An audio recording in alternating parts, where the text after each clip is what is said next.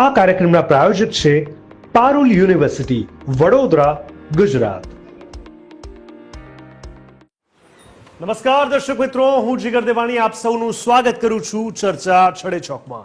દર્શક મિત્રો, ચર્ચા છડે ચોકમાં આપણે છેલ્લા ઘણા દિવસમાં આપણે અલગ અલગ વિષયોને, ખાસ કરીને માત્ર ગુજરાત પૂરતા નહીં પરંતુ ભારતના અને વૈશ્વિક લેવલના તમામ વિષયોની ચર્ચા કરી.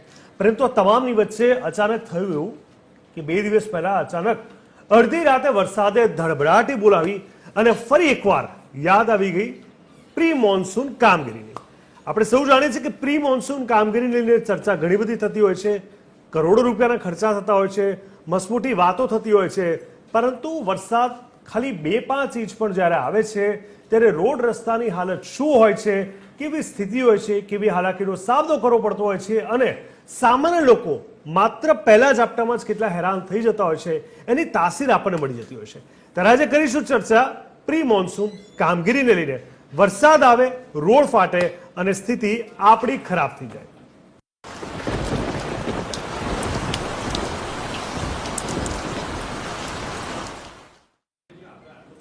તો બુધવારે મોડી રાત્રે 2 વાગ્યા પછી શહેરમાં તોફાની પવન સાથે ભારે વરસાદ તૂટી પડ્યો હતો. દેશ્વર અને રાણીપમાં સૌથી વધુ અંદાજે 2.25 ઇંચ વરસાદ ખાબક્યો હતો. સરેરાશ 1.5 થી 2 ઇંચ વરસાદમાં પણ 106 સ્થળે પાણી ભરાયા હતા અને 26 સ્થળે રોડ બેસી ગયા હતા. ઓઢવની વાત કરીએ, સાબરપુરની વાત કરીએ, વોરાના રોજાની વાત કરીએ, સાબરમતી ડીકેબી જેવા વિસ્તારોની વાત કરીએ, વરસાદી પાણી ઓસરતા લગભગ 5 થી 12 કલાક લાગ્યા હતા. વોટર સપ્લાય કમિટીના ચેરમેન અને એજર વિભાગના અધિકારીએ વરસાદી પાણી ભરાય તો ગણતરીની મિનિટોમાં ઉતરી જવાનો જે દાવો કર્યો હતો તે ખુલ્લો પડી ગયો. ગોતામાં 1.63 ઇંચ, મણિનગરમાં 1.6 ઇંચ, મેમકોમાં 1.83 ઇંચ વરસાદ પડ્યો. એટલે તમે સમજો કે પૂરો 2 ઇંચ પણ નહોતો. અને આ વરસાદના કારણે D cabin, Mithakhali, Makarba, Kaligam, Chandkheda, underpass, પરોઢિયા બંધ કરવા પડ્યા. કુલ 11 ઝાડ પડી ગયા. આ વર્ષે અત્યાર સુધી 4.93 ઇંચ એટલે 5 ઇંચ આસપાસ કમોસમી વરસાદ પડી ચૂક્યો છે અને આટલા બધા સ્થળે પાણી ભરાતા સ્ટેન્ડિંગ ચેરમેને અધિકારીઓને ખખડાવી દીધા. કાલુપુર દનાસુધરની પોળમાં એક જર્જરિત મકાન પર ધરાશય થયું અને 30 વર્ષીય મહિલા મૃત્યુ પામી. વરસાદને કારણે લઘુત્તમ તાપમાન 6 ડિગ્રી ગગડ્યું. હજુ 1-2 દિવસ ઝાપટાની પણ શક્યતા છે. ગ્રાફિક્સના માધ્યમથી આપણે સમજીશું કે જે રીતે અલગ અલગ જગ્યાએ વરસાદ પડે છે. પ્રી મોન્સૂન કામગીરીને લઈને સવાલો જે ઊભા થતા હોય છે, પૂર ટાણે કેમ એએમસી પાણી બાંધે છે, એ પાર બાંધે છે, એ આપણને સમજાતું નથી. આ તમામની સાથે પ્રી મોન્સૂન કામગીરીથી પ્રજા હંમેશા ત્રસ્ત જોવા મળે છે.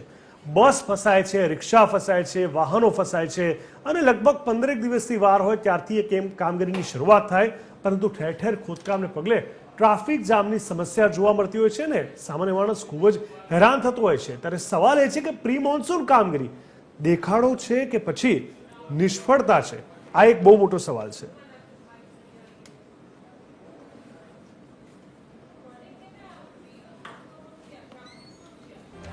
તો સાથે જ આપણે સવાલ છડે ચોકના માધ્યમથી પણ સમજવાની કોશિશ કરીએ. અનેક અગત્યના સવાલ આજે થઈ રહ્યા છે. તમામ સવાલ આપણા સમક્ષ મૂકવા જરૂરી છે.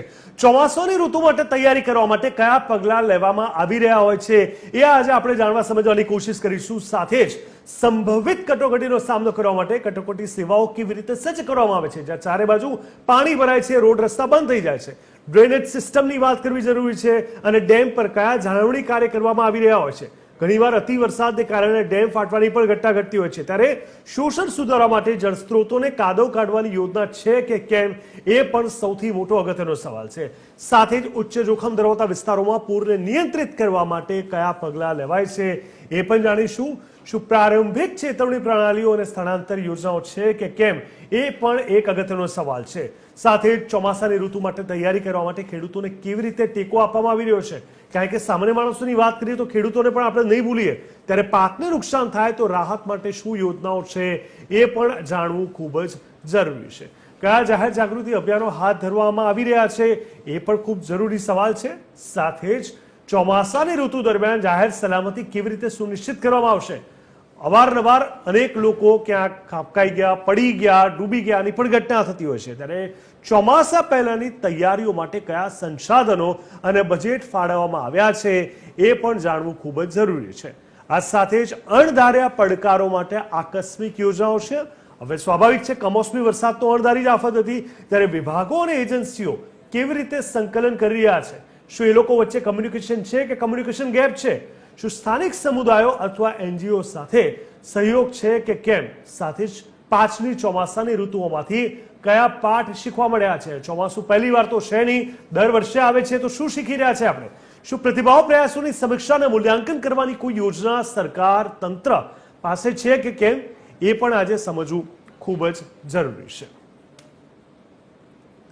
ચર્ચાને આગળ વધારીશું. આપણી સાથે TV13ના સ્ટુડિયો પર ઉપસ્થિત છે સાગરભાઈ નાયક, જે વિશ્લેષક છે. સાગરભાઈ, ખૂબ ખૂબ સ્વાગત છે. પિયુષભાઈ સુથાર, જેઓ પણ સામાજિક કાર્યકર છે. પિયુષભાઈ, આપનું પણ ખૂબ ખૂબ સ્વાગત છે. અને ડોક્ટર મીના વ્યાસ પટેલ, જેઓ પણ વિશ્લેષક છે. મીનાબેન, આપનું પણ ખૂબ ખૂબ સ્વાગત છે. સાગરભાઈ, શરૂઆત આપણાથી કરું.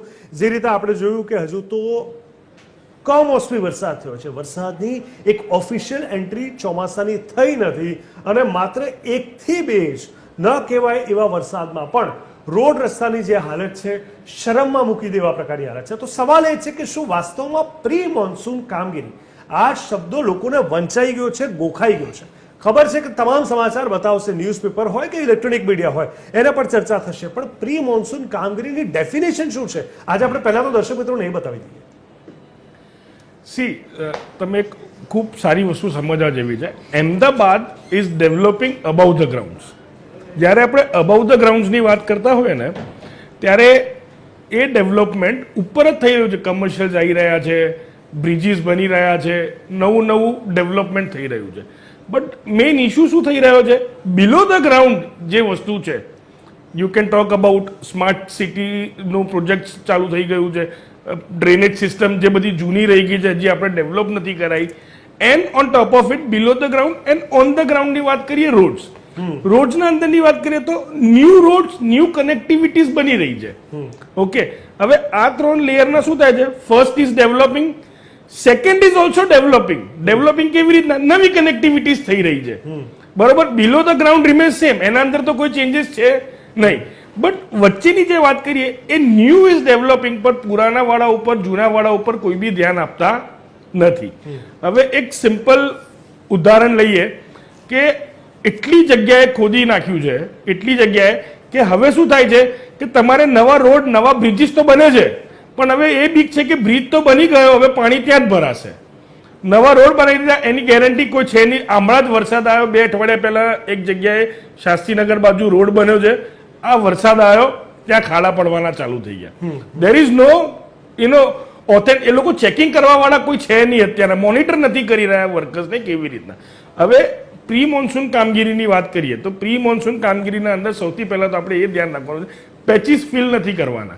એ પહેલા પેચીસ તો કેવું છે, જે આખું બરોબર છે અને ત્યાં તમે અમુક જગ્યાએ છો તો ત્યાં પેચીસ ફિલ કરો છો, પણ હવે તો રોડ જ એકદમ નબળા થઈ ગયા છે. સીધા ગોબા જ પડી જાય છે, 2 ગાડીઓનો બહાર આવે ને ત્યાં ગોબો. So they are not monitoring that. એ જગ્યાએ પ્રોબ્લેમ આવી રહ્યા છે. અત્યારના નારણપુરા બ્રિજ ઉપર આજની જ એક સરસ એક્ઝામ્પલ છે. હું આવતો હતો, છેલ્લા 3 દિવસથી અંડરબ્રિજ, આપણે નવો બ્રિજ બન્યો છે અખબારનગર બાજુ, એના ઉપર એક ઓવરબ્રિજ છે અખબારનગર અંડરપાસ ઉપર. ત્યાં એક તો એ નાનો બ્રિજ છે અને 2 મોટા પાઇપો મૂકેલા છે. હવે ત્યાં ટ્રાફિક, આજે ઓછામાં ઓછા 10 થી 12 જણાની કાર ત્યાંથી સ્ક્રેચ થઈને નીકળી હશે.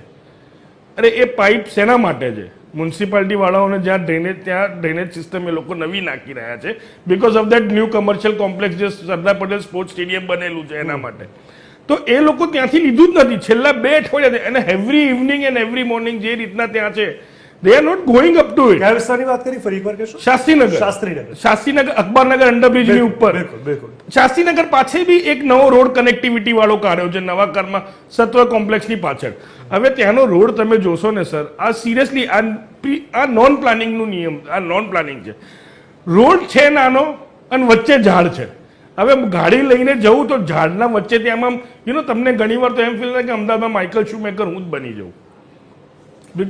ટૂંકમાં કહી શકાય કે વ્યવસ્થા, અને ખાસ કરીને સૌથી જરૂરી તમે વાત કરી એમાં એ વાત સામે આવી કે પ્લાનિંગનો અભાવ, અને વગર પ્લાનિંગે આડેધડ બધું ચાલી રહ્યું દેખાઈ રહ્યું છે. પિયુષભાઈ, અહીંયા સૌથી મોટો સવાલ ટ્રાફિકની સમસ્યાનો પર થઈ જાય છે. આમ તો ઓવરબ્રિજ વધી રહ્યા છે, જે સારી વાત છે, પણ છતાં પણ ટ્રાફિક થઈ રહ્યો છે, તો ક્યાંક મિસમેનેજમેન્ટ થયું હોય એવું પણ કહી શકાય. અને આવા ટ્રાફિક થાય અને ઓલરેડી અંડર કન્સ્ટ્રક્શન, ચારે બાજુ કામકાજ ચાલતા હોય, ખોદકામ હોય, એને રિપેર ના કર્યા હોય, એને ખાડાનું ભરાણ ના કર્યું હોય, તો એમાં કેટલા લોકો પડી જવા, વાગી જવું, સ્લીપ થઈ જવું, એક્સિડન્ટ થવા, એ રિસ્ક તો અલગ જ છે. તો આમાં કેમ આ બધી વસ્તુનું ધ્યાન નથી આપતું? આપણને ખબર છે કે આપણું શહેર 70-75 લાખની વસ્તી ધરાવે છે, બહારથી પણ ઘણા બધા લોકો આવે છે. ગુજરાતનું સૌથી પહેલા નંબરનું કહેવાતું આ શહેર, અને જ્યાં મુખ્ય રસ્તાઓ પર જ આ પ્રકારની સ્થિતિ છે, તો કોર્પોરેશનની સૌથી પ્રાથમિક જવાબદારી શું હોવી જોઈએ તમારા મત મુજબ? કોર્પોરેશનની પ્રાથમિક જવાબદારી, તમે જે કીધું કે બહારથી લોકો આવે છે, કોર્પોરેશનની પ્રાથમિક જવાબદારી મોટી આ જ છે કે બહારથી જે આવ્યા છે એમને સારું લગાડો, બાકી પ્રજાનું જે થવું હોય તે થાય. પ્રજાનું જે થવું હોય તે થાય. અને પ્રજાને સાંભળતી થશે ને, જ્યારે સિસ્ટમ પ્રજાને સાંભળશે ને તો કંઈક નિકાલ આવશે ને યોગ્ય કામ થશે. અત્યારે ગુલામ કોની છે?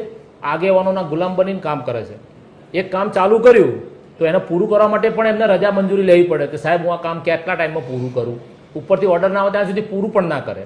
આ એટલી હદે બેદરકારી ગણો કે ગુલામી ગણો, એના કારણે પ્રજા એટલી દુઃખી થાય છે કે એની કોઈ લિમિટ જ નથી. અને આ જાડી ચામડીને હું આજે બહારગામથી આવ્યો ખંભાત બાજુથી, તો હાઈવે પર મેં ગાયોને ટોળું જોયું આવતા. તો બંને સાઈડ મારી ગાડી બી જઈ શકતી હતી. આ જવાના રસ્તા પર ખુલ્લો હતો, આવવાનો રસ્તો પણ ખુલ્લો હતો, અને 25 થી 30 ગાયો સફેદ વ્હાઇટ પટ્ટા ઉપર એક જ લાઈનમાં ચાલતી હતી. આજે જો એ જાડી ચામડીની ગાયોને ખબર પડે છે, તો આપણા તંત્રમાં બેઠેલા જાડી ચામડીના ચોરી કરીને પાસ થયેલા અને રિશ્વત આપીને સત્તા મેળવેલા અધિકારીઓને આ કેમ નથી ખબર પડતી કે જનતા માટે તમને બેસાડે છે, જનતા દુઃખી થાય છે, અને જ્યારે જીવલેણ અકસ્માત બને છે ને ત્યારે બધા રોડ ઉપર ઉતરી જાય છે. ગાંધીનગરથી માંડી તે છેક પટાવાળા સુધીના બધા લોકો રોડ ઉપર ઉતરી જાય છે સહાયો માટે.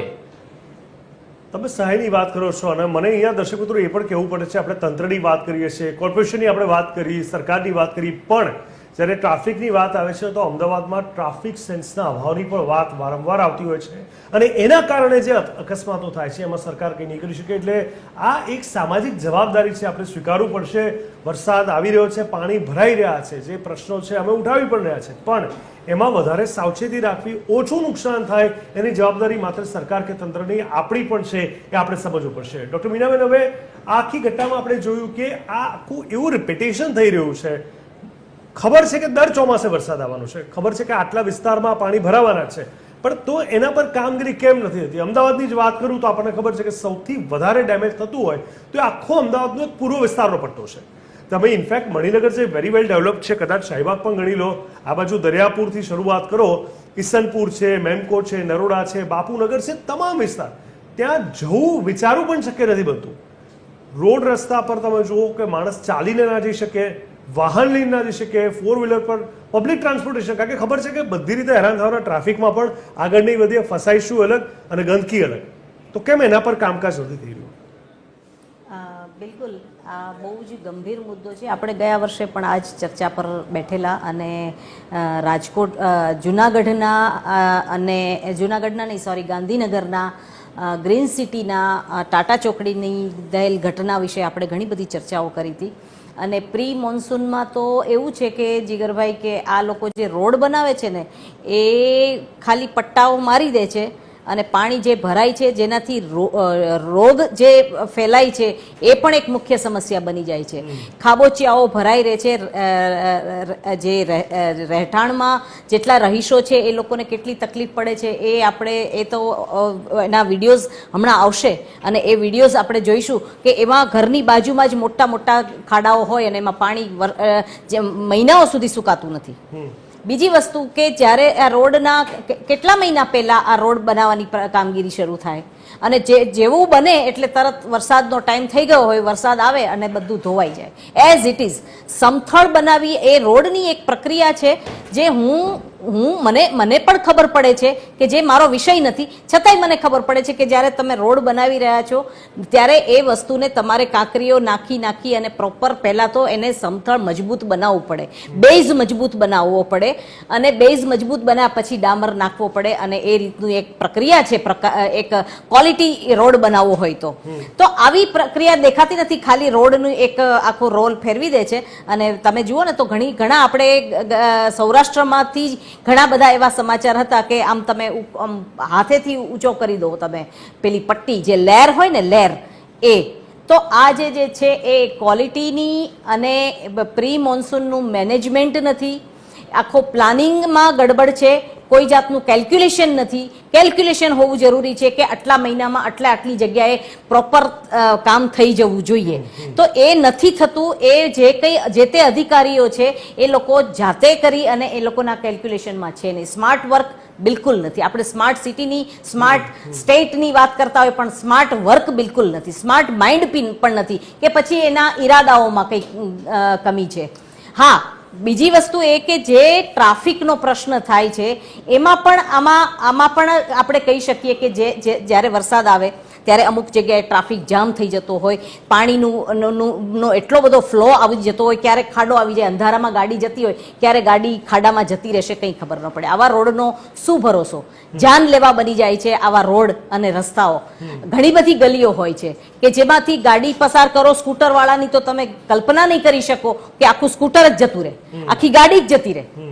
તો આવા કામ થઈ રહ્યા છે જેના કારણે મોન્સૂનમાં માણસને પોતાની કામ અર્થે બહાર નીકળવા માટે એક સાહસભરું કાર્ય થઈ જાય કે હું સાહસ કરી રહ્યો છું કે ઘરેથી સીધો ઓફિસે બરાબર પહોંચી ગયો કે નહીં, સલામત રીતે પહોંચી ગયો કે ઘરે ફોન કરીને કહી દેવાનું હું સલામત રીતે પહોંચી ગયો છું.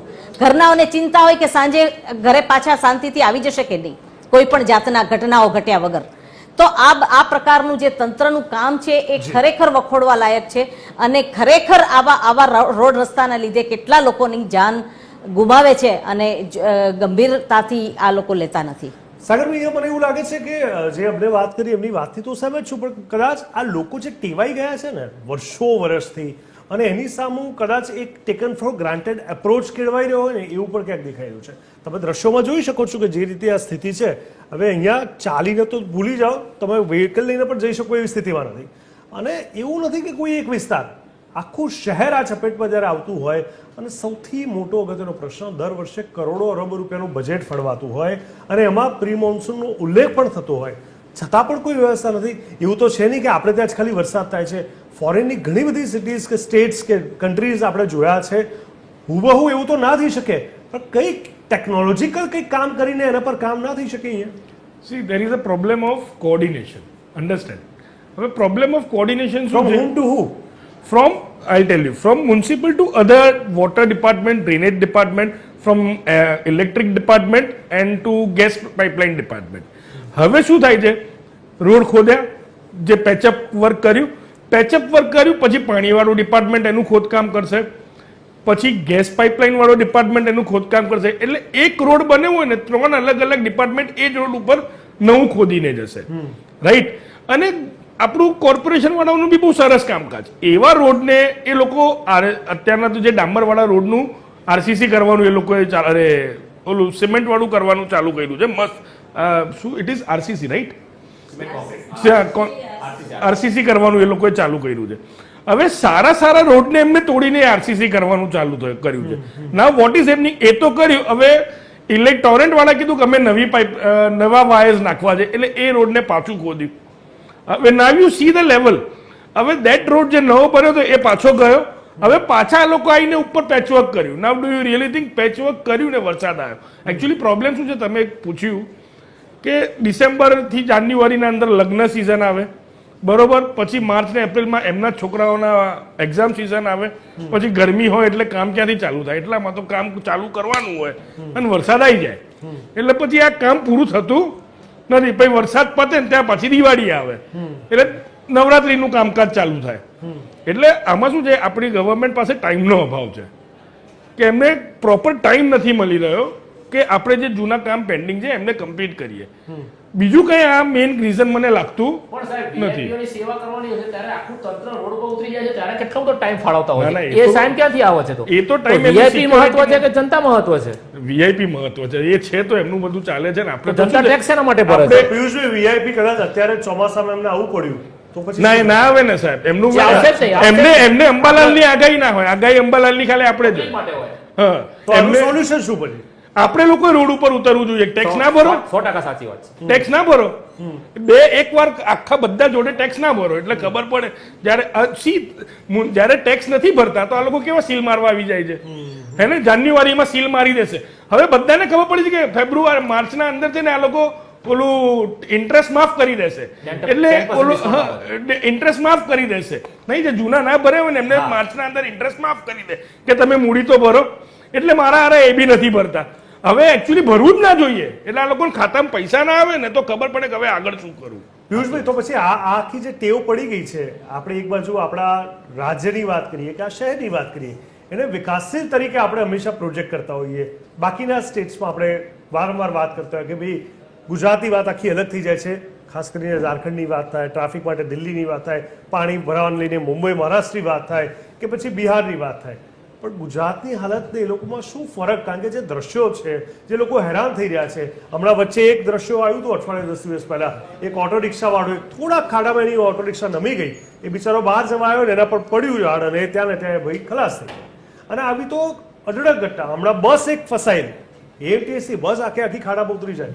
એટલે આમાં તો માણસ કઈ રીતે, પિયુષભાઈ, આમાં આને સમજી શકશે કે હવે કેવી રીતે સાચવવું? આપણે તમે કીધું કે દિલ્હીમાં ટ્રાફિક માટે દિલ્હી સારું, કે ટ્રાફિક નિયમનું પાલન કરવા માટે, કે બોમ્બેમાં બીજી બાબત છે, એ બધી બાબત છે. ગુજરાત માટે એક જ બાબત સારી છે કે તંત્ર મેકઅપ સિસ્ટમ અપનાવી રહી છે. તંત્રની અંદર મેકઅપ ખાતું બહુ સુંદર કામ કરી રહ્યું છે. કંઈ બી બનાવ બને ને, કંઈ બી ખાડો પડે કે રોડ તોડ્યો હોય, ટોરેન્ટવાળા, આને ટોરેન્ટવાળા અને ગેસ લાઇનવાળા અને કોર્પોરેશન, આ ત્રણેય જણા એકબીજાના સામું એકબીજાના ટાંટિયા ખેંચતા હોય ને એવી રીતે કામ કરે છે. પબ્લિકનું ભલે જે થવું હોય થાય, એકબીજા પર ઢોળવાનું. એ કે અમારું કામ નથી, ટોરેન્ટવાળાનું છે. ટોરેન્ટવાળાને પૂછીએ તો કે કોર્પોરેશનનું કામ છે, કોર્પોરેશન પૂછીએ તો કે ગેસવાળા કરી ગયા છે.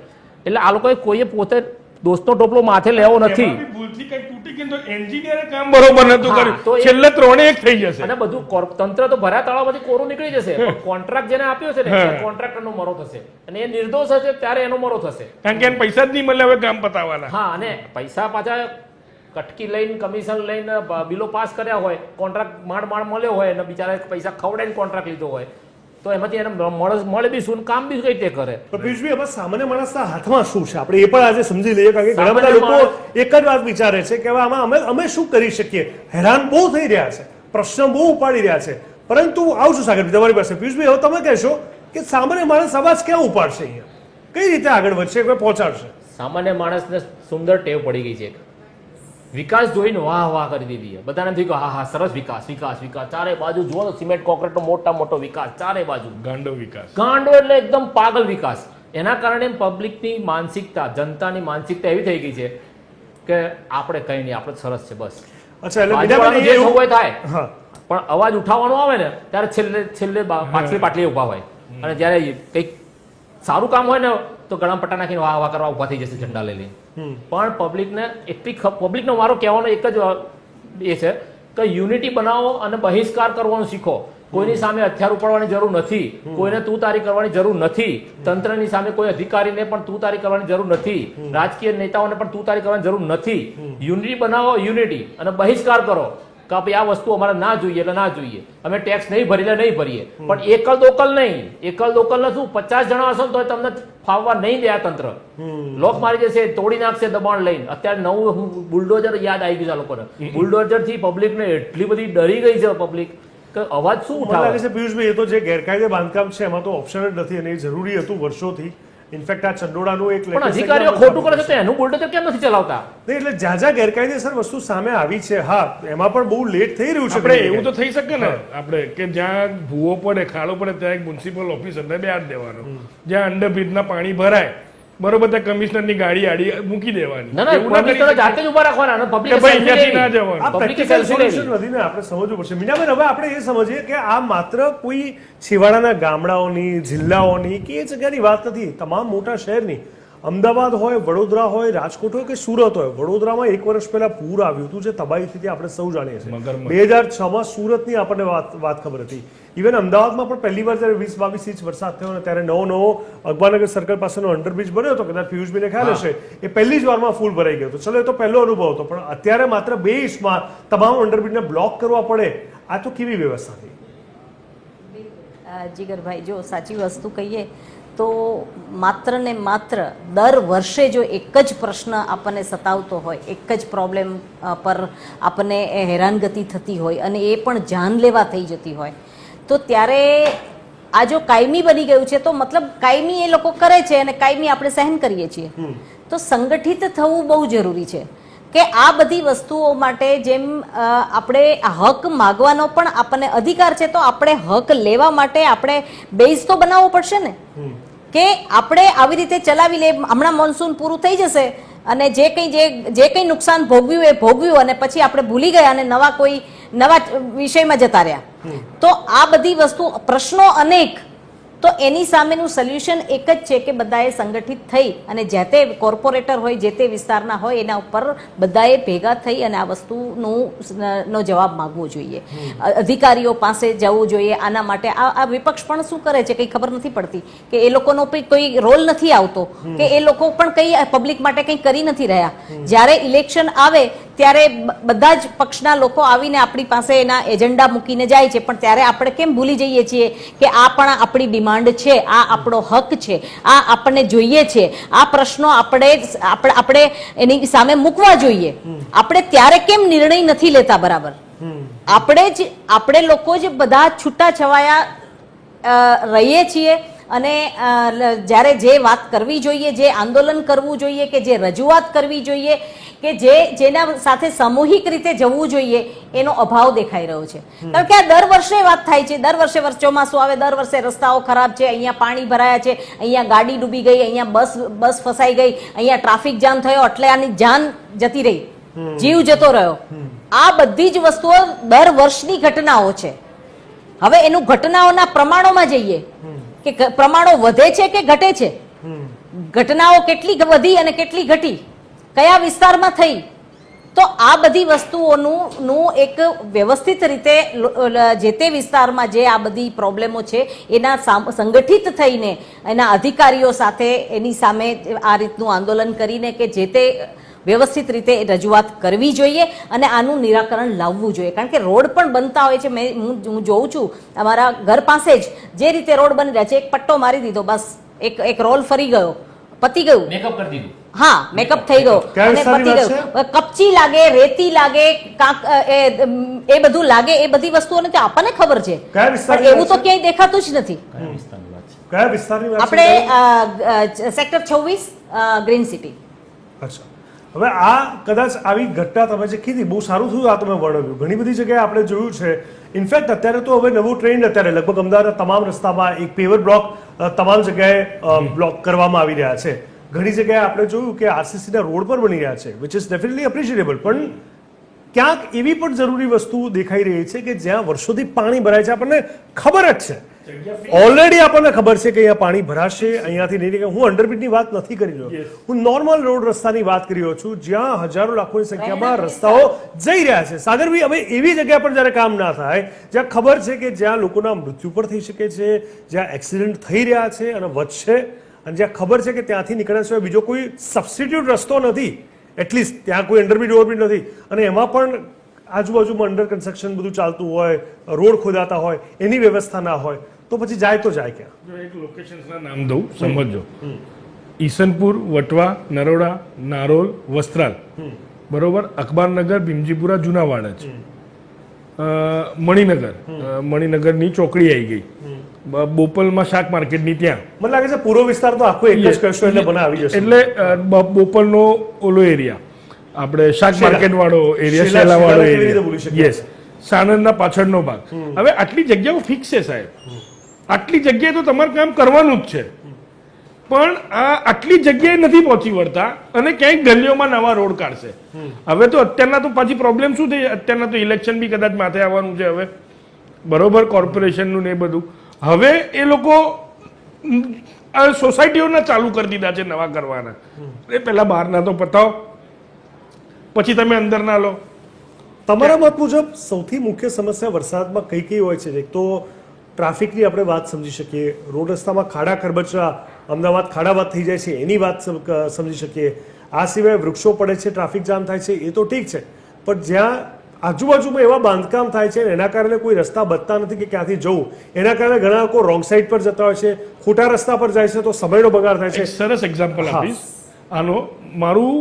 મારી સોસાયટી અને મારી બાજુમાં આ એક કોમ્પ્લેક્સ, નવું સ્પોર્ટ્સ કોમ્પ્લેક્સ બન્યું છે. હવે એ રોડ પહેલા એકદમ નાનો હતો, હવે એકદમ મોટો કરી દીધો છે, બરોબર. પહેલા એક સિંગલ લેન રોડ હતો, હવે વચ્ચે ટ્રી, હવે આખો બાજુમાં સ્પોર્ટ્સ, આજુબાજુવાળા ટુ સાઈડ રોડ કરી દીધો છે. હવે જ્યારે રાઈટ હેન્ડ સાઈડથી તમે સીધા લેફ્ટ હેન્ડ સાઈડથી સીધા જાઓ તો એ આગળનું સ્ટેડિયમ એટલું આગળ આવેલું છે ને, ઓલો ટર્ન લઈને સામેથી કોઈ આવતો ને તો એક્સિડન્ટ જ થાય. એન્ડ એ જ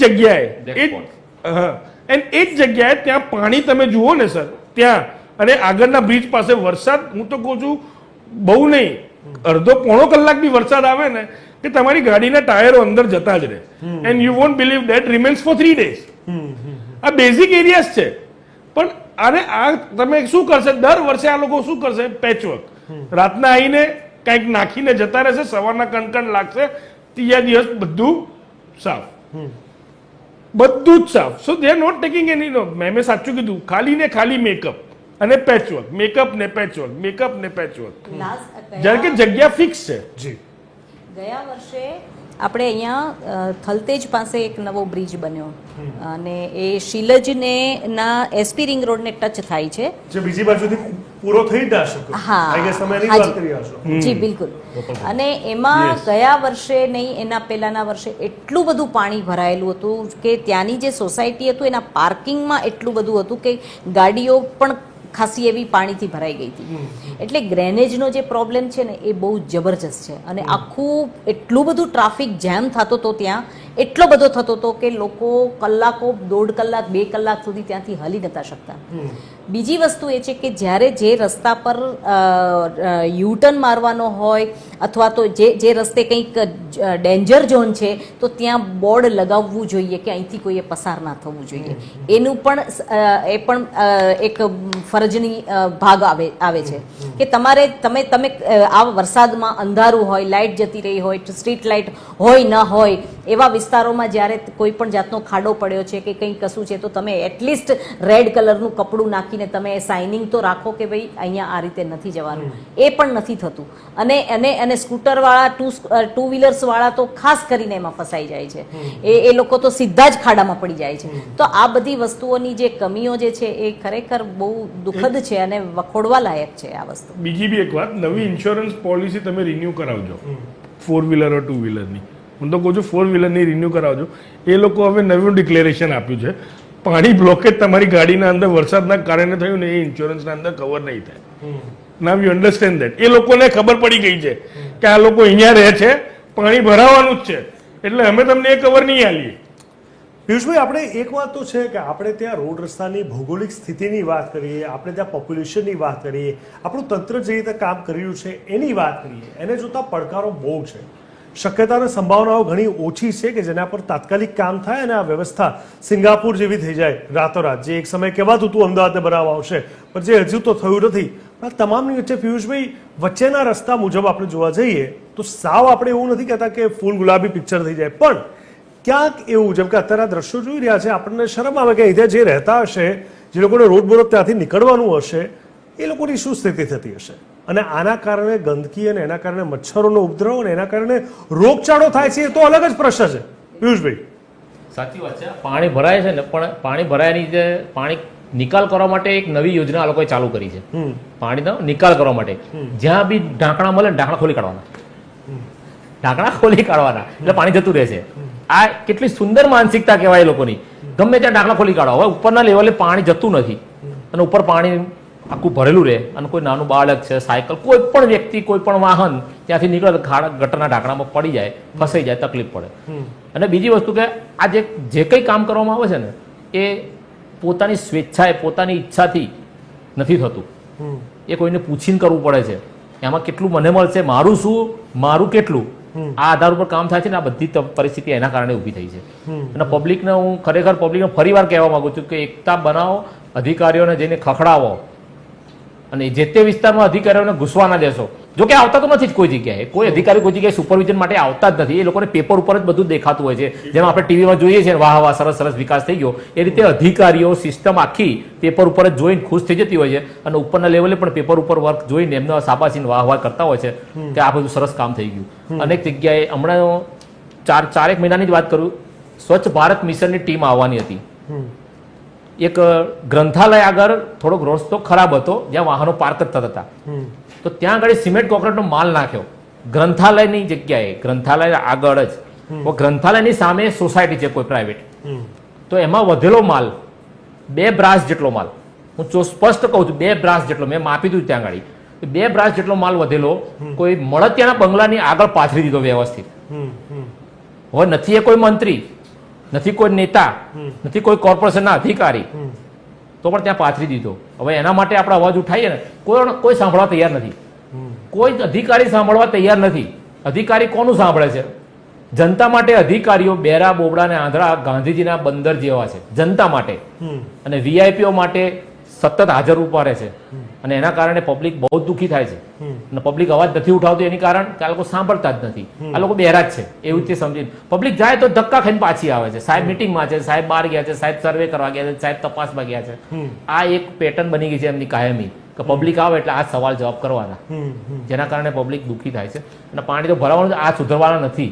અને અમદાવાદ શહેર પણ સુધરવાના નથી. સિંગાપુરની વાત કરો છો ને, આપણી 3જી 4થી પેઢી કદાચ જોશે સિંગાપુર ગુજરાતમાં કે ઇન્ડિયામાં. બાકી આપ તમે કહું 2 પેઢી સુધી કોઈ જોઈ નહીં શકે. અમદાવાદ જે રીતે વિકાસ કરીને બતાવવામાં આવે છે કે મેગા સિટી, મેટ્રો સિટી, આ બધું ખાલી કાગળ ઉપર છે ને, ખાલી ટીવી પર વાહ વાહ કરીને બૂમો પાડીને આખા લોકોના કાન ભરવા માટે છે, અને બીજું કંઈ નથી. હકીકત બહાર આવીને જુઓ તો હકીકત શું છે, લોકોને પ્રોબ્લેમ શું છે, આ જ પરિસ્થિતિ.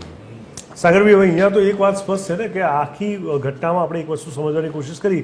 અત્યારની જ વાત કરી તો ઘણી બધી એવી પ્રાઇવેટ સોસાયટી છે, ઘણી બધી હાઉસિંગ બોર્ડની સોસાયટી છે, જેમાં કામકાજ શરૂ થઈ ગયા છે. રોડ રસ્તા ખોદીને આખો આરસીસી રોડ થઈ રહ્યો છે, પેવર લગાવવામાં આવી રહ્યા છે. તો મુખ્ય રસ્તાઓની જો વાત આવે, મેઇન રોડની વાત આવે, જ્યાં લાઇટ હોવી જોઈએ, સ્વચ્છતા હોવી જોઈએ, પાણી ન ભરાય અથવા ભરાય તો એની વ્યવસ્થા હોવી જોઈએ, એના પર કામ ન થવા પાછળનું શું કારણ હોઈ શકે છે? કે આ બજેટની કમી છે જે નથી લાગતું, કમ્યુનિકેશન ગેપ ક્યાંક થઈ રહ્યો છે, અને થઈ રહ્યો છે તો મોનિટરિંગમાં ઉપર બી તો કોઈ હોવા જોઈએ ને. કમ્યુનિકેશન ગેપ એટલે એનો મતલબ એ થોડું છે કે કામ નહીં થાય, કામ તો અટકવું ના જોઈએ. તો કઈ એવા મુદ્દા તમને લાગે છે જેના કારણે આટલી વસ્તુ દેખીતી છે છતાં પર વારંવાર હેરાન થવું પડે છે? See, things happen only because of 2 things, either by choice or by force. કોઈ બી વસ્તુ કરવી હોય તો 2 વસ્તુઓ હોવી જોઈએ. એક તો ચોઈસ હોવું જોઈએ કે મારે કરવું છે, ઓર બાય ફોર્સ આપણે કરાવી છે. ડ્યુટી પણ હોય ને? ડ્યુટી તો ક્યાં હોય, ડ્યુટી છે નહીં. હવે when you talk about choice, duty આવી જશે, એ ડ્યુટીને ચોઇસના અંદર લઈ લેશે, કારણ કે એનું ચૂઝ કરેલું કામ છે. પણ અહીંયા શું છે, બંનેમાં ખમી છે. આપણે ફોર્સ બી નથી કરી રહ્યા, અને આપણે ઓલો લોકો ચોઇસથી કામ કરી બી નથી રહ્યા.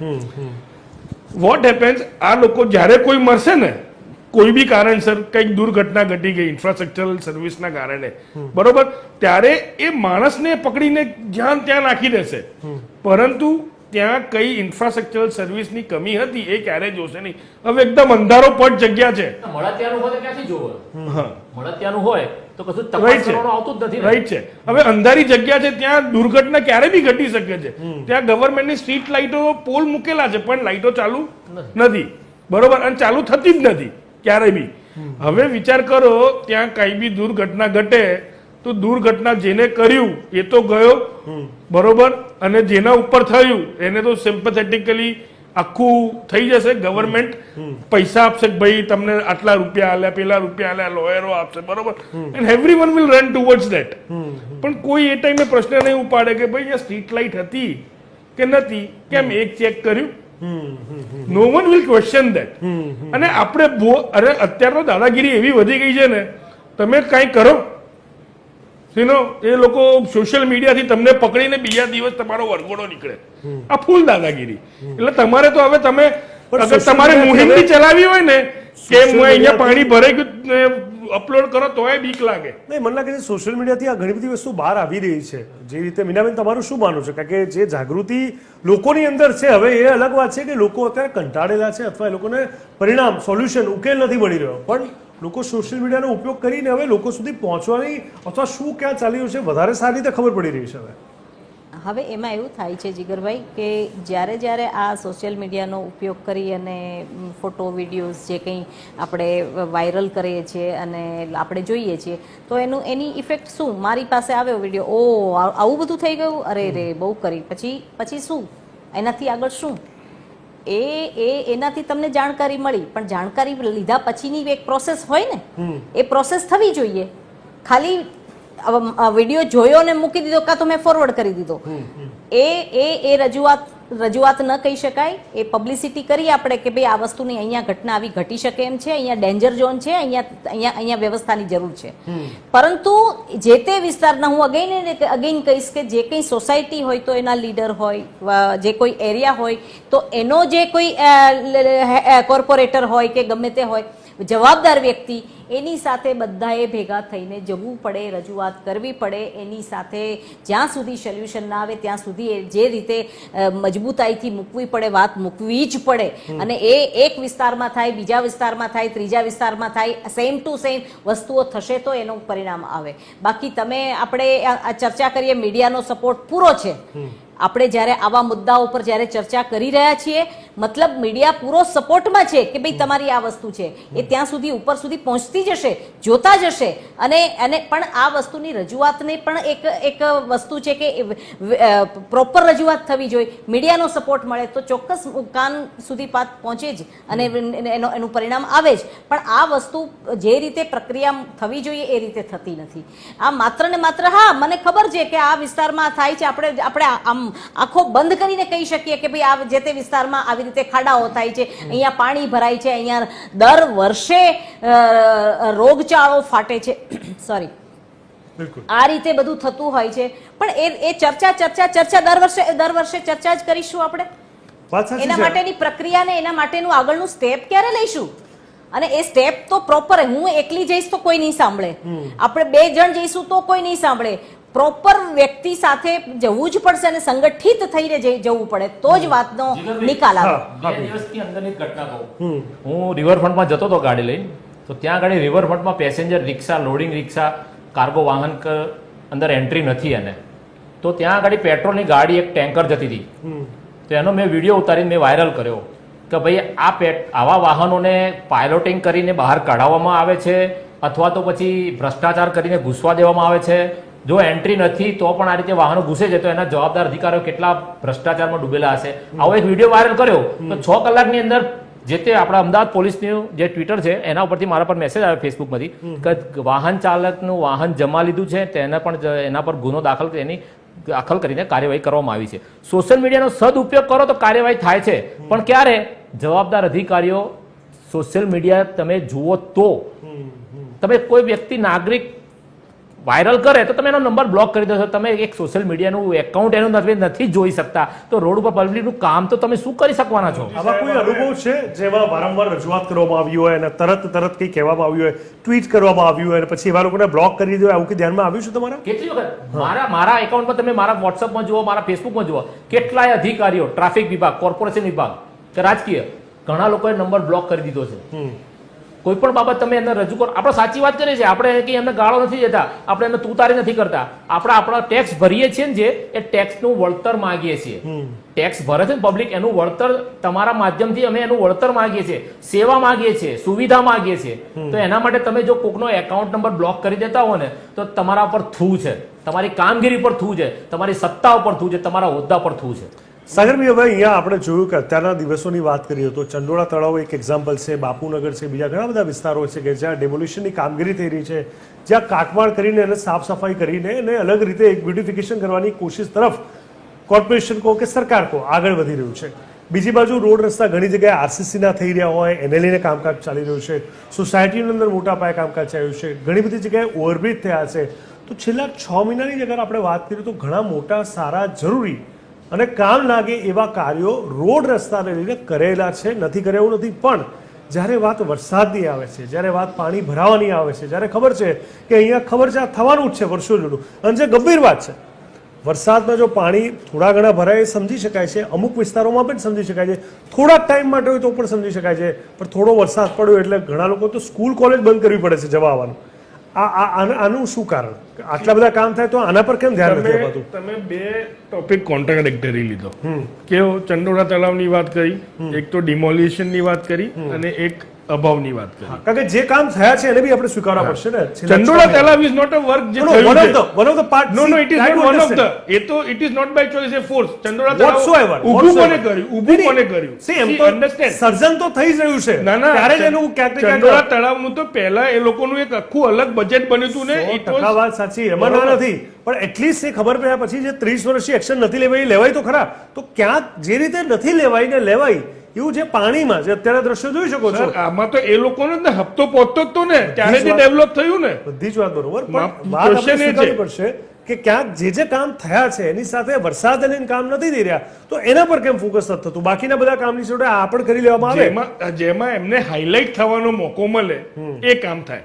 આપણે મોદી સાહેબ આવવાના હોય તો કેવી આપણે એક્ટિવા લઈને ચકાસણી કરવા નીકળી જઈએ, પછી કેબિનમાં બેઠીને મોટી સ્ક્રીનના અંદર જોઈએ કઈ જગ્યાએ શું શું કરેલું છે. કેમ તમારા અધિકારીઓને એવો આપણે જવાબ ના આપીએ કે ભાઈ તમે એક્ટિવા લઈને વરસાદ આવતા પહેલા આંટો મારતા હો અને અમને લેખિતના અંદર કાગળ વગના અંદર લખ્યા પણ મારા આટલા આટલા જગ્યાએ કામ કરાવવું છે. પણ મોદી સાહેબ આવવાના હો તો એક્ટિવા લઈને બધા હેલ્મેટ પહેરીને નીકળી જશે બરોબર ચકાસણી કરવા. અત્યારના અધિકારીઓને કહેશે નહીં કે ભાઈ તમે જોતા હો કે પ્રી મોન્સૂનમાં તમારે ક્યાં એકચ્યુઅલમાં જરૂર છે, બરોબર. અને એ લોકો એ જે જગ્યાએ એમને એમની બેંક જ્યાં વધારે હશે ને કામ ત્યાં જ થાય છે.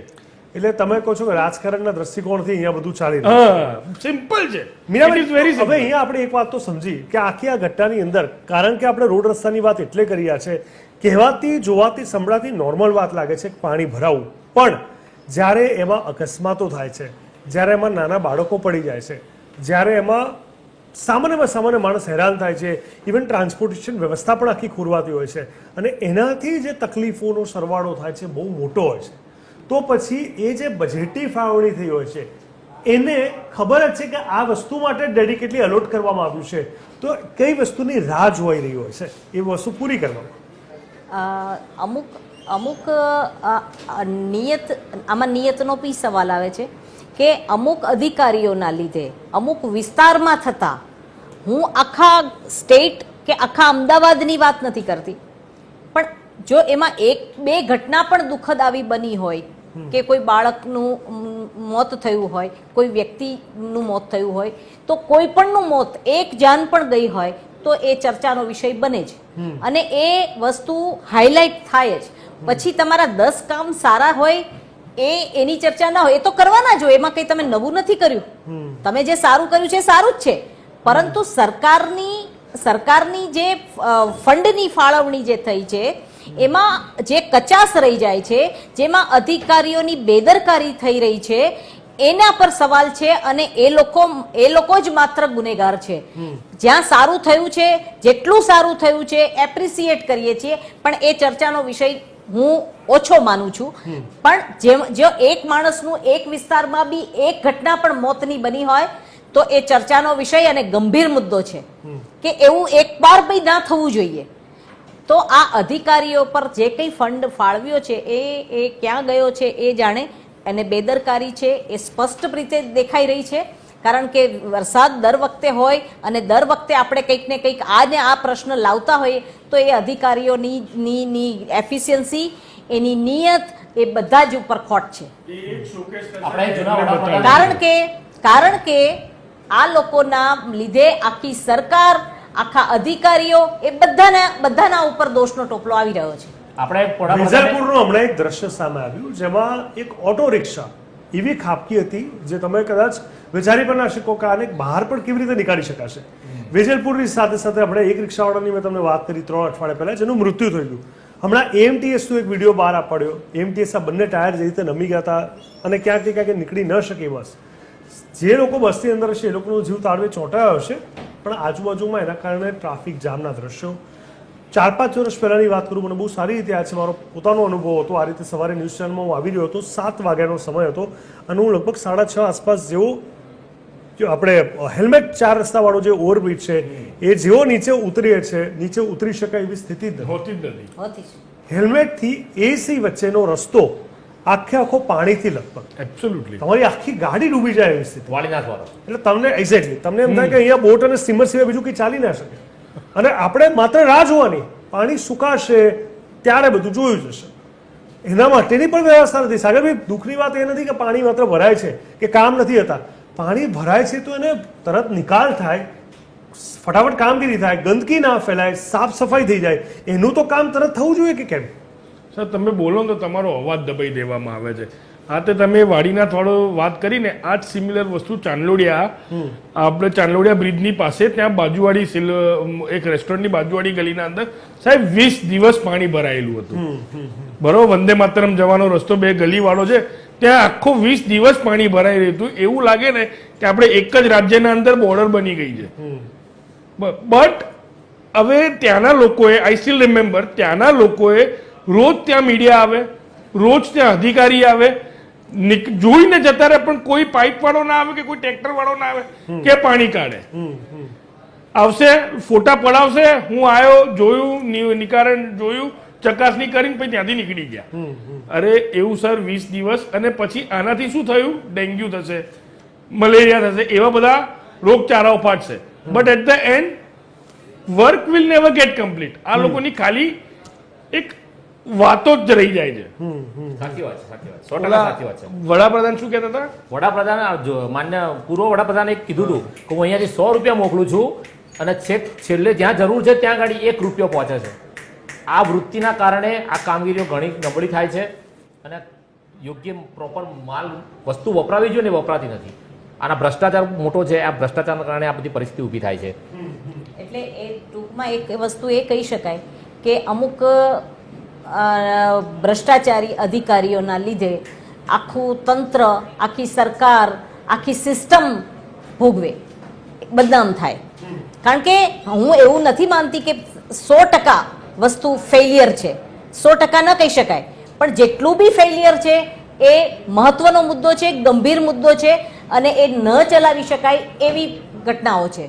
એટલે આ વસ્તુને આ દ્રષ્ટિએ જોવું જોઈએ અને લોકોની રજૂઆત, લોકોની વાત આ રીતે મીડિયામાં ચર્ચાથી જો સરકાર સુધી કાને પહોંચે અને એમાં સુધારો લાવે તો ઉમ્મીદ પે દુનિયા કાયમ હૈ. જ્યાં સુધી જનતાના અંદર સાથ સહકાર નહીં લેવામાં આવે ને ત્યાં સુધી સરકાર ગમે તેવી હશે, ગમે તેટલી મોટી સરકાર હશે ને, આ સમસ્યાનો નિકાલ નહીં આવે. એક મોહિમ ચલાવવી મારી એક વસ્તુ કે અખબારનગર સર્કલનું ડેવલપ કરવું છે તમારે, તો પછી અખબારનગર સર્કલની આજુબાજુની સોસાયટીના રહીશો અથવા આગેવાનોને જોડે રાખો, એનું બજેટ કેટલું ફાળવ્યું એમને બતાવો અને કોણ કેટલું કામ કરશે બતાવો.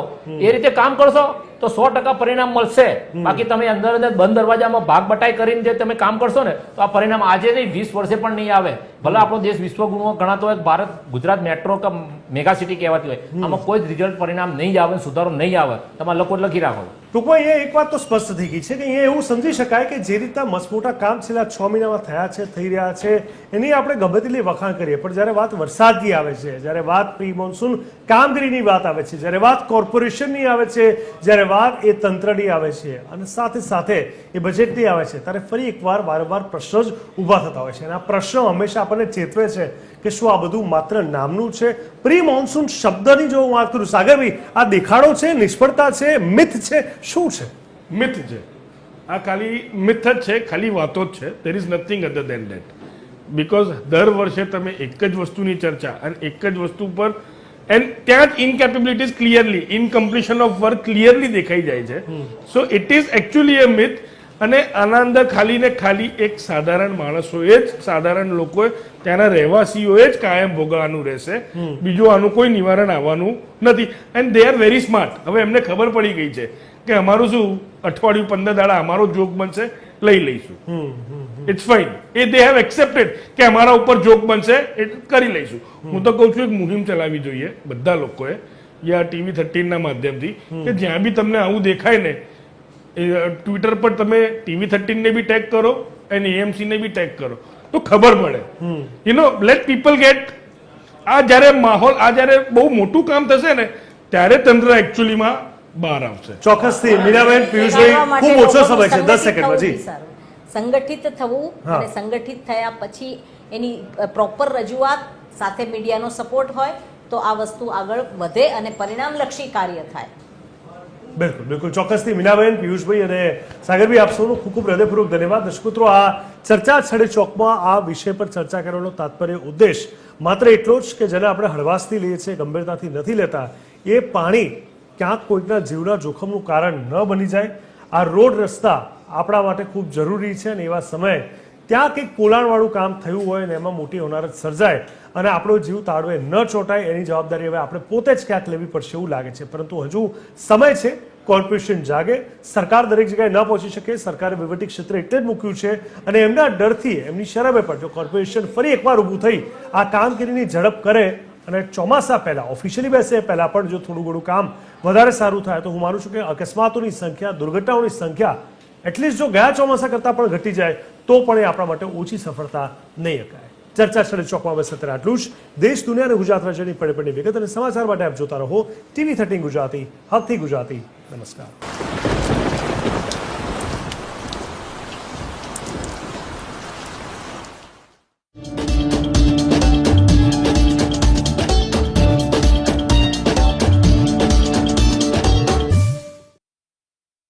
This is my life. मेरी मजबूरी ये है कि मुझे रोज सेट पे आना पड़ता है और with Parul universities online program you can study any time anywhere.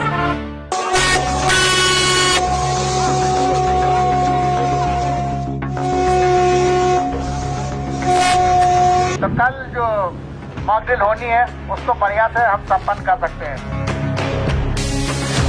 फरी वागशे